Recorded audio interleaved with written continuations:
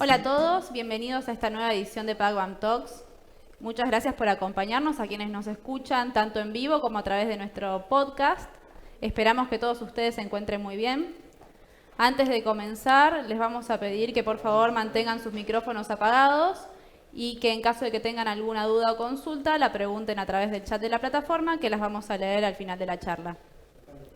En esta ocasión vamos a conversar sobre el proyecto de reforma de la Ley 27442 de Defensa de la Competencia. Mi nombre es Sonia del Regno, pertenezco al área de Defensa de la Competencia, Defensa del Consumidor y Lealtad Comercial del estudio, y me acompañan Luis Barri, socio a cargo del sector, y nuestra consejera Carolina del Nave Vila. A modo de introducción, les recordamos que el 4 de febrero del 2021, el Senado dio media sanción al proyecto de reforma de la Ley de Defensa de la Competencia, y ese proyecto ulteriormente fue girado a la Cámara de Diputados para su ulterior aprobación. En ese momento se pensaba, o todo daba a suponer, que se iba a aprobar inmediatamente en sesiones extraordinarias, pero al día de la fecha todavía no ocurrió. Eso en gran parte es por las críticas o rechazos de académicos, abogados, mismo empresarios y hasta la Unión Industrial Argentina.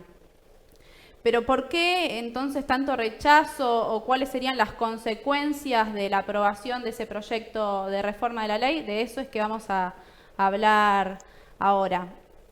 El proyecto de reforma de la ley es originalmente de la senadora oficialista Ana Almirón y tuvo algunas modificaciones de último momento antes de que fuera tratado por el Senado, introducidas por Parrilli. Y esas modificaciones tocan tanto el régimen de control de concentraciones económicas como el régimen de sanción de las conductas anticompetitivas, y también introducen cambios importantes en lo que tiene que ver con la Autoridad Nacional de Defensa de la Competencia. Entre las principales modificaciones que vemos sobre la Autoridad de Defensa de la Competencia vemos ciertos cambios que implicarían una pérdida de la imparcialidad de la autoridad. ¿Cuáles son esos cambios y de qué modo pierde independencia la autoridad, y por qué es importante, Luis, que tengamos una autoridad independiente? Gracias, Sonia. Buenas tardes a todos. Sí, efectivamente, el proyecto que ya aprobó el Senado ataca la independencia e imparcialidad de la Autoridad de Defensa de la Competencia en aspectos que son realmente importantes. Si pensamos, yo creo que antes de hablar de esto, conviene dar un paso para atrás y recordar que la Constitución Nacional Argentina no habilita al Poder Ejecutivo a tener actividad jurisdiccional. Eso está tanto en el artículo 109 como en el artículo 116, con lo cual tenemos dos artículos de la Constitución Nacional que nos dicen que el Poder Ejecutivo no puede realizar actividad jurisdiccional. No obstante, hay jurisprudencia de la Corte que ha habilitado la actividad jurisdiccional del Poder Ejecutivo imponiendo ciertas condiciones. En esas condiciones es que la autoridad sea creada por ley, que en este caso se daría, y que sea independiente e imparcial, ¿no? Y yo me gustaría, detenerme un minuto sobre esto. ¿Qué es esto de independiente e imparcial? ¿Alguien piensa que el Poder Ejecutivo va a constituir una autoridad jurisdiccional para que sea independiente e imparcial? ¿Por qué lo haría? Obviamente la razón para crear una autoridad bajo su órbita es que tener algún tipo de control. Es como decirle a un zorro que se meta dentro del gallinero, pero con la condición que sea vegano, ¿no? Parece bastante difícil, ¿no? Con lo cual me parece que este tipo de pretensiones de la Corte, a través de fallos, este tipo de autorizaciones, autoridades administrativas con actividad jurisdiccional, realmente no tiene posibilidades lógicas y reales. Y la verdad que la experiencia también nos lo muestra. En definitiva, tenemos con la intención de crear una autoridad independiente desde el año 99, con la anterior Ley de Defensa de la Competencia, y que nunca se constituyó. Y así venimos con más de 20 años esperando una autoridad independiente e imparcial. ¿Qué cambios se proponen ahora? Bueno, a diferencia de la ley dictada en el 2018, donde algún grado de imparcialidad e independencia se lograba, en este caso, por lo pronto, se coloca a la nueva autoridad bajo la órbita de la Secretaría de Comercio, ¿Qué implica eso en la práctica? Implica que en definitiva el presupuesto va a ser el que diga la Secretaría de Comercio. Con lo cual, ya por lo pronto, la libertad económica o la independencia económica de esta entidad no la va a tener. ¿Qué otro cambio tenés importante? Bueno, otro cambio importante es lo que es la designación de la autoridad. En el sistema de la ley vigente, esa autoridad iba a ser designada por un cúmulo de distintas áreas y particularmente con la participación de la academia. El nuevo proyecto elimina todo esto, directamente es el Poder Ejecutivo el que va a designar a la nueva autoridad. Sí, se prevé que es un concurso y demás y se refiere que va a haber ciertas garantías, ¿no?, para ese concurso, pero la verdad que esas garantías no están dichas en la ley, ¿no?, en el proyecto de ley. También se prevé que la posibilidad, o se facilita también la remoción de la Autoridad de Defensa de la Competencia. Con lo cual, esta supuesta independencia o imparcialidad que esperamos que tenga la Autoridad de Defensa de la Competencia, este proyecto realmente viene a atacarlo. Y frente a tu pregunta decís, ¿y por qué tiene que ser independiente? Bueno, ya dijimos las razones legales, la Constitución lo dispone, ¿no? La Constitución impone que el Poder Ejecutivo no puede tener actividad jurisdiccional. Y también lo imponen los fallos de la Corte, donde vemos que por lo menos tiene que haber una garantía de imparcialidad e independencia, ¿no? Con lo cual, constituir una autoridad que no es independiente, es imparcial, ya mina con la posibilidad de plantear nulidades en todas las decisiones que dicte. En definitiva, porque no es imparcial. No es una autoridad que nuestra Constitución, o por lo menos en la interpretación de los fallos de la Corte, se podrían dictar. Pero también hay razones de conveniencia y de lógica, ¿no? Si creemos que el derecho de defensa de la competencia, que es de alcance constitucional, recuerdo esto, es un derecho constitucional y que tiene que estar, digamos, sujeto a los vaivenes de la política, nunca vamos a tener un derecho realista de defensa de la competencia. Siempre vamos a estar a merced del presidente o la política del presidente de turno, ¿no? Y esa no es la idea. La Constitución no fue hecha, o este derecho no fue concebido para que tenga validez en la medida que disponga el presidente de turno. Y esto que estoy diciendo no es fruto de la imaginación o fruto de, digamos, un derroche académico. Esto es lo que hemos visto en los últimos años, donde la política realmente se ha metido en defensa de la competencia. No ha pasado presidente alguno en los últimos años cuando hay un aumento de precios o inflación que pide que se aplique la ley de defensa de la competencia, ¿no? Con lo cual muchas veces demuestra un desconocimiento de para qué sirve la ley de defensa de la competencia. La defensa de la competencia no sirve para fijar precios máximos, sirve para combatir los monopolios, sirve para combatir los carteles, no para fijar precios máximos. Entonces, con lo cual, claramente hay razones legales, ¿no?, y razones de conveniencia que están a la vista. Hoy, en Argentina tenemos más de 100 años de normas de defensa de la competencia, lo hemos consagrado como un derecho constitucional en el año 1994, y no creo que podamos decir que tengamos una plenitud de defensa de la competencia. Y una de las razones, me parece, puede ser que sea la falta de independencia de la autoridad de aplicación de defensa de la competencia. Sí, preocupante. Y ya que estamos hablando entonces de los cambios de la autoridad de aplicación, vemos que el proyecto crea la Secretaría de Investigación de Mercado y de Fomento de la Competencia. ¿Cuáles son, Carolina, los propósitos o qué funciones tendría esa Secretaría y qué efectos vemos entonces en la creación de esta nueva Secretaría dentro de la Autoridad Nacional de la Competencia? Bueno, hola a todos, muchas gracias nuevamente por escucharnos. Gracias, Sonia, a vos también. Y para entender esta nueva Secretaría que se crea dentro de la Autoridad de Defensa de la Competencia, hay que decir primeramente que en rigor ya hoy por hoy existe esa división. ¿Cuál es la división interna? Y tenemos por un lado las conductas, que son aquellas investigaciones que se hacen en donde hay un sujeto pasivo, un sujeto investigado por una supuesta conducta de las tipificadas por la Ley de Defensa de la Competencia. Después tenemos otro rubro que serían las concentraciones económicas, que en sí mismas no son ilegítimas. Entonces, comprar una sociedad, hacer una fusión con otra, no sé, adquirir bienes o activos de un tercero. Todos esos son acciones totalmente lícitas que sí se tienen que controlar, si se quieren, para ver que no ocasionen un perjuicio en materia de defensa de la competencia. Pero en principio eso no es ilícito en sí mismo.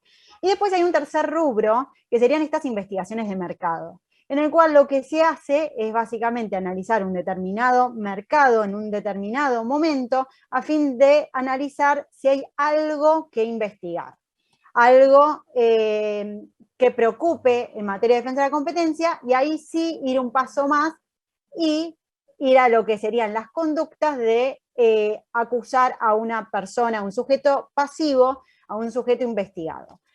Entonces, hoy por hoy, esas investigaciones de mercado están dentro de lo que son las conductas. ¿Por qué? Porque es como la antesala de una conducta. O puede a veces investigarse un mercado y determinarse que no hay ninguna preocupación en materia de defensa de la competencia. Bueno, ¿qué se hace en este proyecto? Se crea una secretaría más, esta tercera secretaría, que sería ya no de concentraciones, ya no de conductas, sino de investigación de mercado. Si vos me preguntás, ¿es necesaria? La verdad es que no lo sé. Entiendo que genera un gasto público adicional, eso está claro.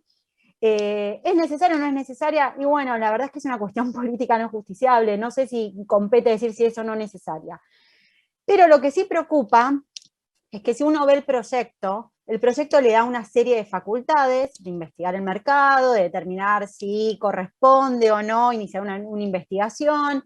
Ya esto refería a un sujeto en particular o sujetos, ¿no? Como un grupo, como sujetos pasivos, y eso está bien. Ahora, también dice que le compete proponer regulaciones de mercado. Y ahí sí me gustaría hacer hincapié en esto, que esto sí es lo que preocupa, porque en materia de defensa de la competencia no puede tampoco ser utilizado justamente para distorsionar el mercado. Defensa de la competencia está para proteger el libre funcionamiento del mercado y evitar abusos de mercado, pero no para regular, no para, por lo menos no es la facultad que tiene el régimen hoy por hoy, ni es el que debería tener. Y esto sí es lo que preocupa dentro de las facultades que se pone a esta nueva secretaría que se crea dentro de la autoridad de aplicación. Obviamente hay que esperar a ver si efectivamente se sanciona este proyecto, esto es, si se transforma en ley, y después eventualmente también ver cuál es la aplicación que se le va a dar a estas facultades que se le otorga.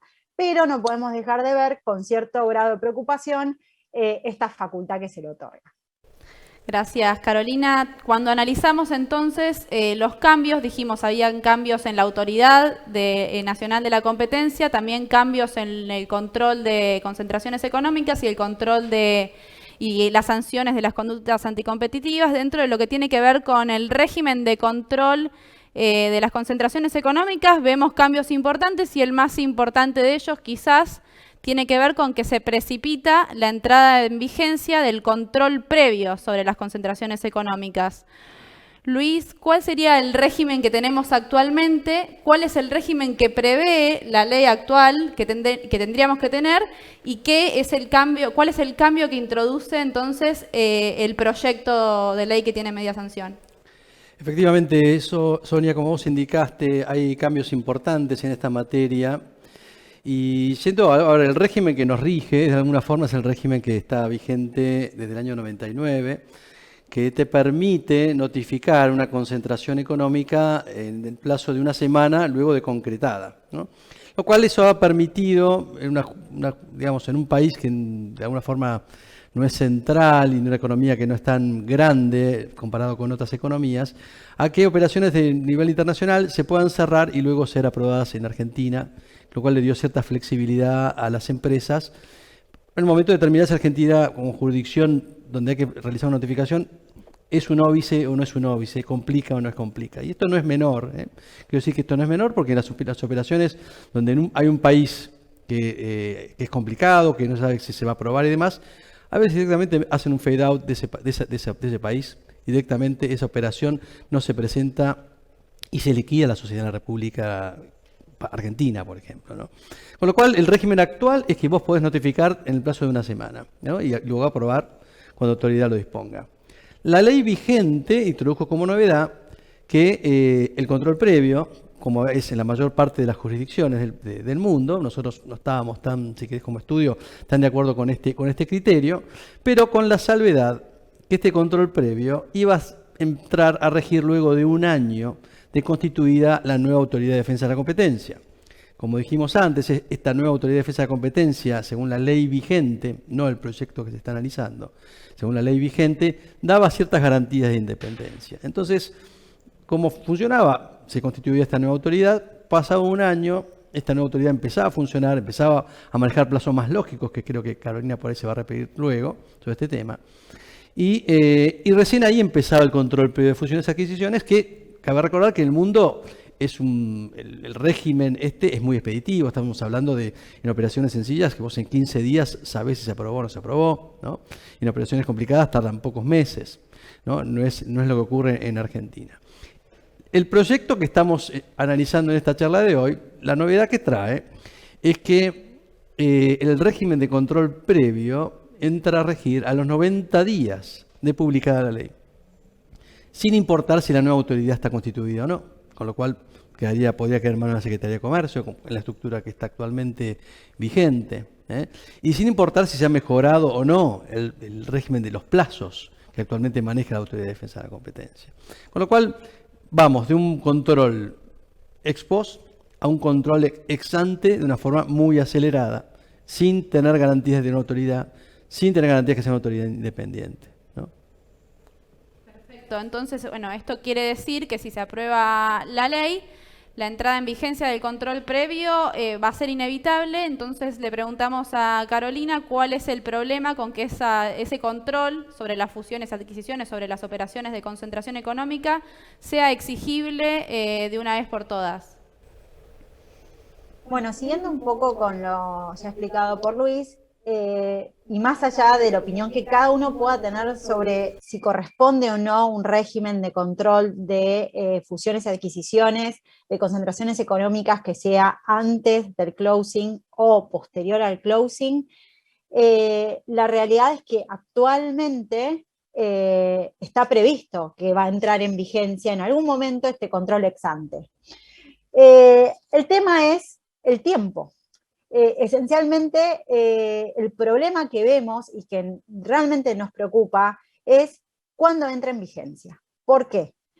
Porque una cosa es que entre en vigencia cuando tenemos una autoridad independiente y una autoridad independiente capacitada para cumplir con un régimen ex ante. Lo que notamos es que hoy, como está este proyecto estructurado, es llevar al muere el ex ante y realmente sacar a la Argentina de muchísimas de las operaciones internacionales e incluso locales también de concentraciones. ¿Por qué?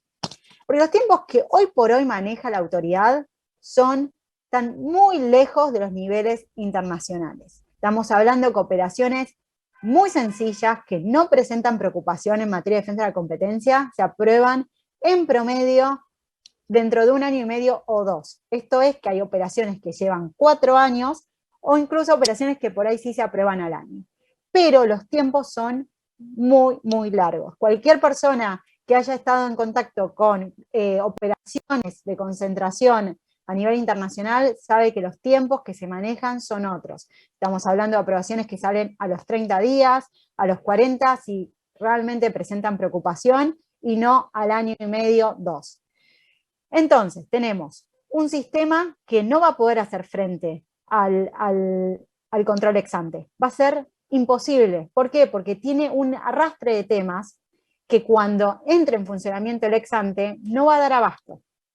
Si a eso se suma, además, que no tenemos una autoridad independiente, que la autoridad independiente lo que garantiza es que esa operación va a ser analizada realmente bajo un régimen de defensa de la competencia y no mirando otros aspectos políticos que puedan impactar en su aprobación, en su demora o incluso en su rechazo, hacen que un sistema en el cual, sin que esté la autoridad independiente y con un plazo únicamente de 90 días para la entrada en vigencia de este régimen, haga que el sistema ex ante vaya directamente al muere.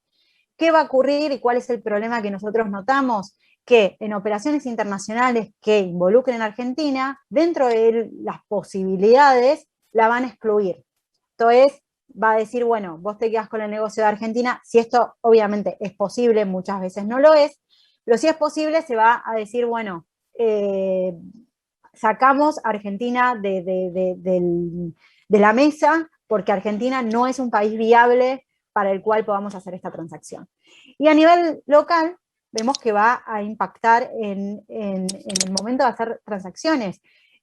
Por supuesto que no se puede tener una operación on hold durante 1 año o 2 años para ver si realmente se aprueba, porque puede ser que en el momento no se apruebe, te la rechacen, no tengas que hacer algún tipo de compromiso. Entonces, el problema que vemos es que más allá de si uno está de acuerdo o no con que en Argentina haya un sistema ex ante o ex post del control de fusiones y adquisiciones, estas concentraciones económicas, la realidad es que el problema que vemos es el tiempo que se maneja. No es posible que se instaure con 90 días desde la publicación, estamos hablando de pocos meses, y mucho menos si no se tiene la seguridad de una autoridad independiente.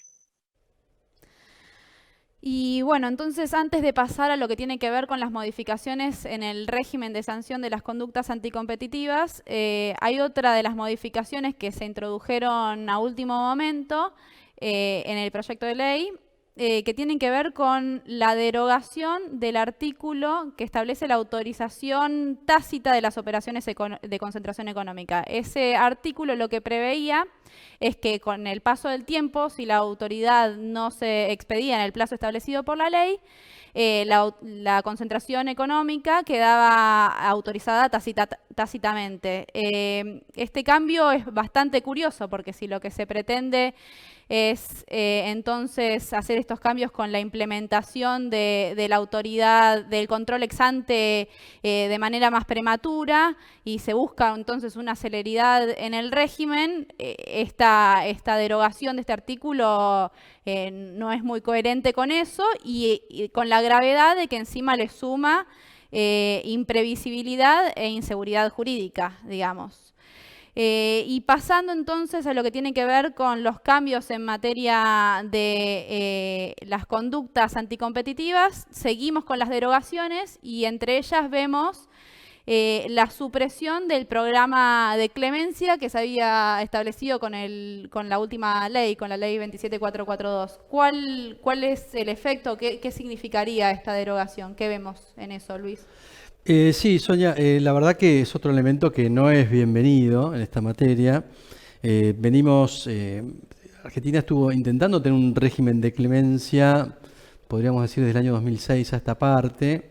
En el 2018, finalmente el proyecto sancionado, la ley sancionada, lo incorporó, lo cual es una novedad que tienen la mayor parte de los regímenes del mundo.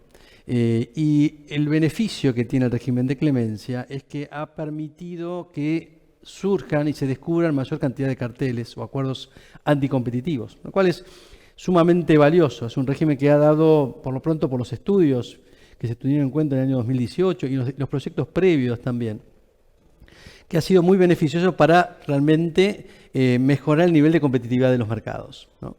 Eliminarlo obviamente es ir contra esa tendencia, ir contra lo que está pasando en el mundo. Pensemos que en el mundo, este tema de clemencia no es una novedad, para nosotros sí es una novedad, a pesar de que en la práctica, por más que esté la ley del año 2018, no ha habido casos. Eso también por ahí tiene que ver con el tema de la autoridad de aplicación y las garantías que te da, o también por el nivel de sanciones que haya o que no haya.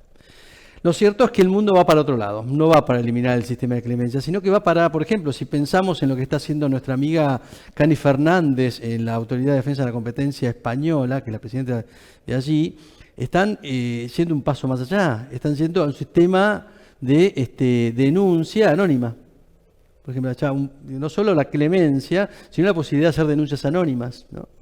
Están yendo a un sistema de incorporación de inteligencia artificial en los mercados para determinar dónde hay cartelización, ¿no? Acá recuerdo que nosotros también incorporamos inteligencia artificial en nuestro Swift Notification Test, que está en la página de internet del estudio, para ver cuándo una operación tiene que notificarse.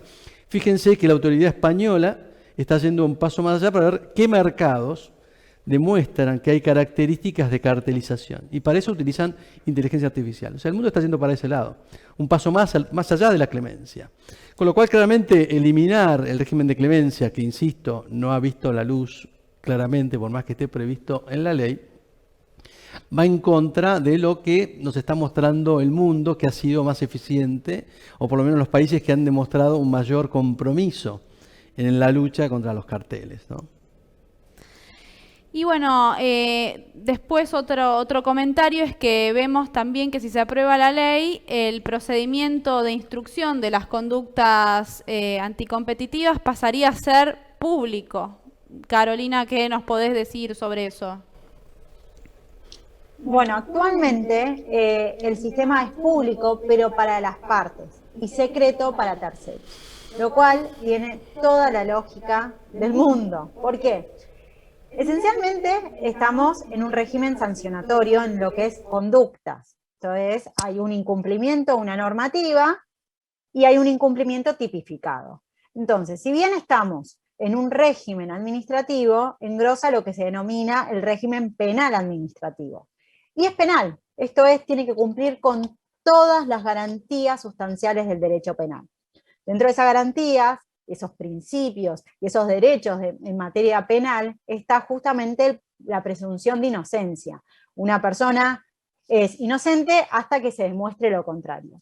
Entonces, pensemos simplemente que si estas investigaciones de conductas, porque no estamos hablando de sanciones, sino de investigaciones de conductas, son públicas, hay un daño reputacional hacia esas personas que están siendo investigadas y que después por ahí, muchas veces, o capaz no, pero muchas veces sí, son absueltas.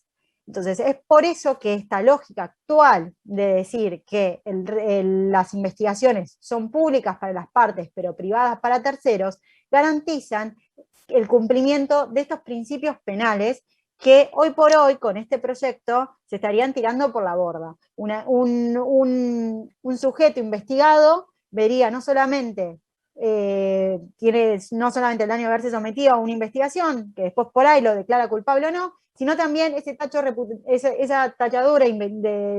a su reputación, que es previa a la efectiva sanción. Esto no significa que si se sanciona, esa sanción no sea pública, porque en los hechos lo es, pero la instancia previa no debe ser pública, y lo vemos realmente como un error y otro de los puntos que nos preocupan.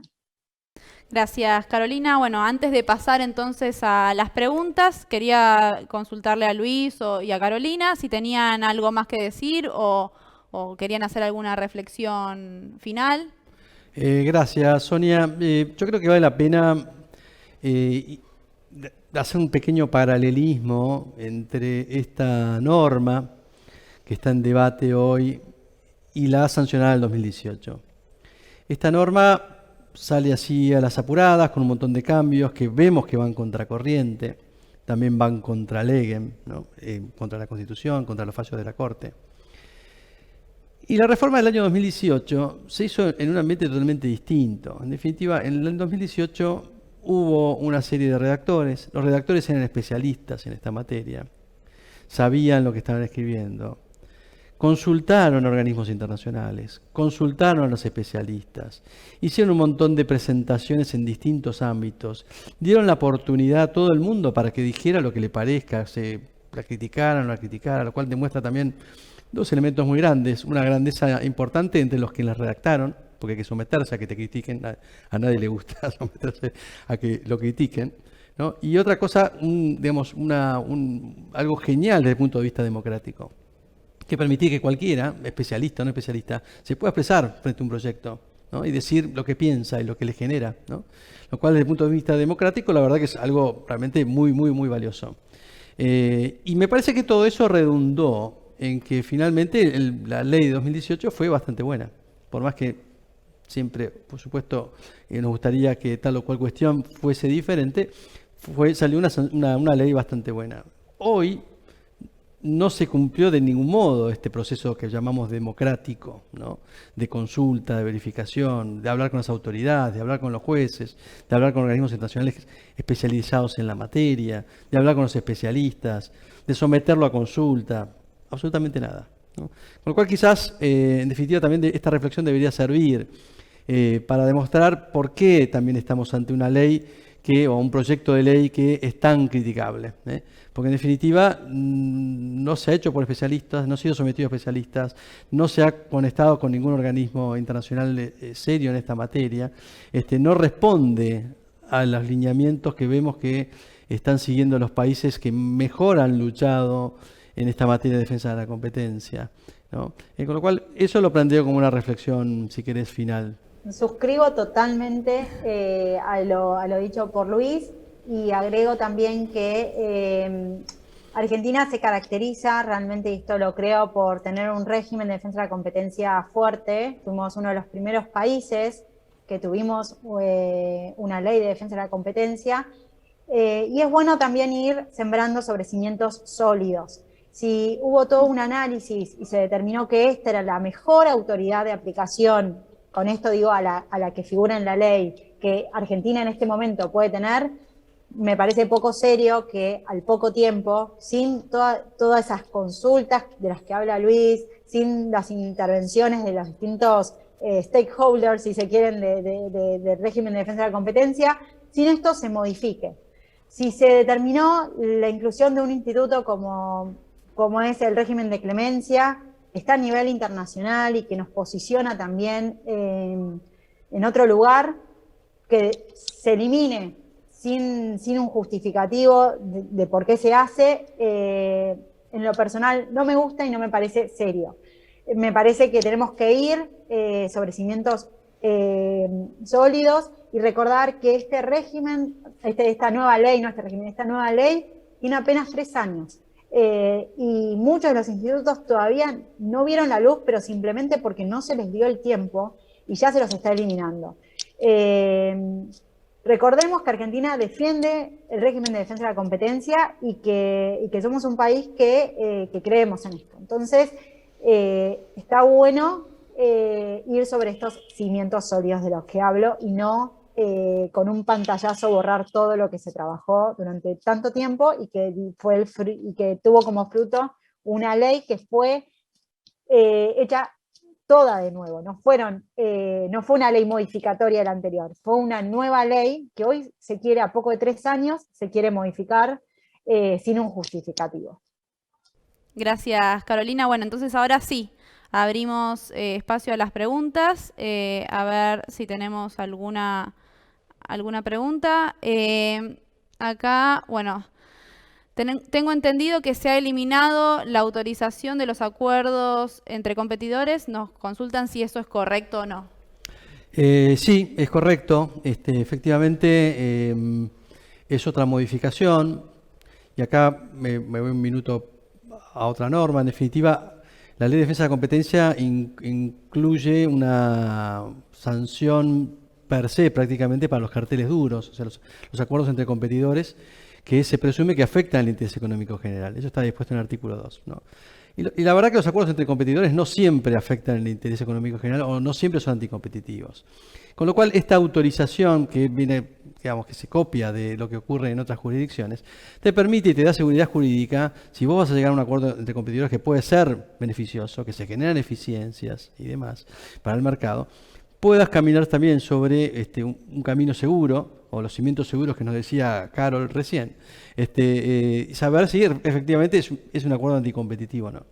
Eso es lo que prevía esta norma y sin ninguna explicación válida se elimina. Lo cual lo único que hace es quitar seguridad jurídica a un instrumento que estaba disponible. Y que efectivamente nosotros como estudio, cuando nos consultaban, lo planteábamos a los clientes que era un elemento que estaba disponible y que te da seguridad jurídica.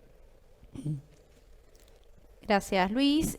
Acá tenemos otra pregunta. El proyecto menciona un nuevo supuesto de concentración económica que sugiere que hay que notificar ciertos joint ventures. ¿Cómo funciona este nuevo supuesto? El régimen de lo que es concentraciones económicas parte de determinadas premisas que si se van dando, se dispara esta obligación de notificar. Estas premisas son, bueno, si se superan determinados umbrales, y si se dan determinadas condiciones. Esas condiciones que se tienen que dar y siempre y cuando obviamente no estés dentro de alguna excepción. Pero esas condiciones, básicamente, es la primera premisa de este régimen de concentraciones económicas, que es el cambio de control de una empresa. Seguido de eso, de esta descripción, se empiezan a mencionar algunos ejemplos que podrían llegar a encuadrar dentro de este cambio de control de una empresa. Dentro de esos ejemplos no estaba, y ahora se incorporó, esto que es cuando hay un acuerdo, que pueden ser un joint venture, puede ser un ACE, puede ser cualquier tipo de acuerdo colaborativo, y lo que agrega el proyecto, que tienen que tener una entidad económica, tienen que ser una entidad económica autónoma. Esto es que tienen que tener independencia de las partes que hacen este acuerdo colaborativo.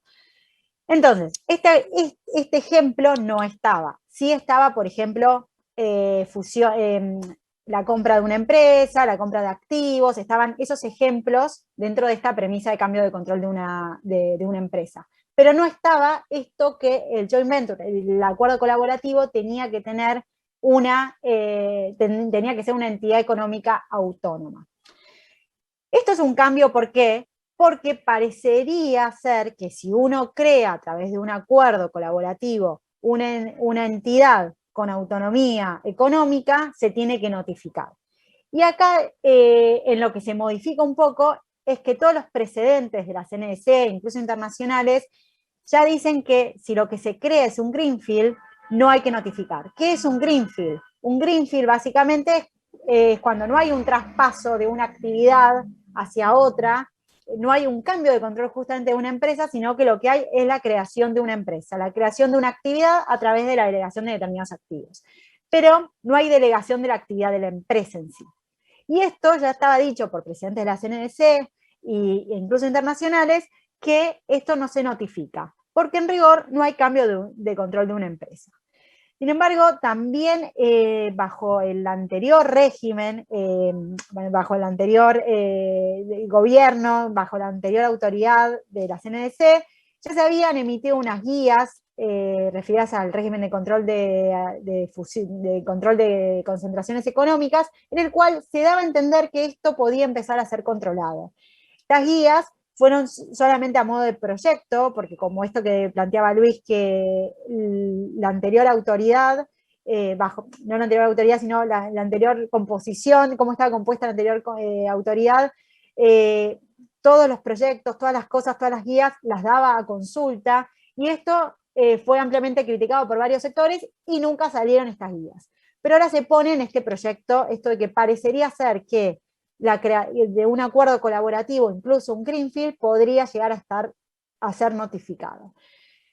En lo personal, creo que no hay una... Sí, es cierto que, bueno, hay una inclusión de todo esto que no puede dejar de verse, pero una interpretación armónica de todo este régimen diría que no hay cambios. ¿Por qué? Porque si es un greenfield no se debería notificar, simplemente porque no se cumpliría esta premisa de la que hablo, que es el cambio de control de una empresa. Entonces, si estamos hablando de un joint venture, de un ACE, de cualquier acuerdo colaborativo, que incluso si tiene como resultado de ese acuerdo, se forma una entidad con autonomía económica, eso no de por sí podría verse obligado a notificar si no se cumple esta premisa, que es el cambio de control de una empresa. Si no hay un traspaso de una actividad de una empresa, sino simplemente activos o capital para formar una nueva empresa, en principio no debería disparar la obligación de notificar. Si no, estaríamos hablando que cualquier nueva sociedad que se cree se tendría que notificar, lo cual claramente no se da y sería imposible que ocurra. Así que bueno, no sé si eso responde la pregunta, pero en principio si hay un caso nuevo de un ACE, de un acuerdo colaborativo, habría que evaluarlo en el caso concreto, pero en principio podría sostenerse que no hay que notificar. Podría presentarse una opinión consultiva, por lo menos. Bueno, muchas gracias entonces Carolina, muchas gracias Luis también, y si no tenemos otra pregunta, vamos a terminar con la charla y los invitamos a participar entonces del resto de las charlas los próximos miércoles de nuestro PAGBAM Talks, que pueden acceder y pueden anotarse a través de nuestro sitio web, y bueno, Muchas gracias entonces a todos por escucharnos. Gracias Luis y gracias Carol. Gracias a todos.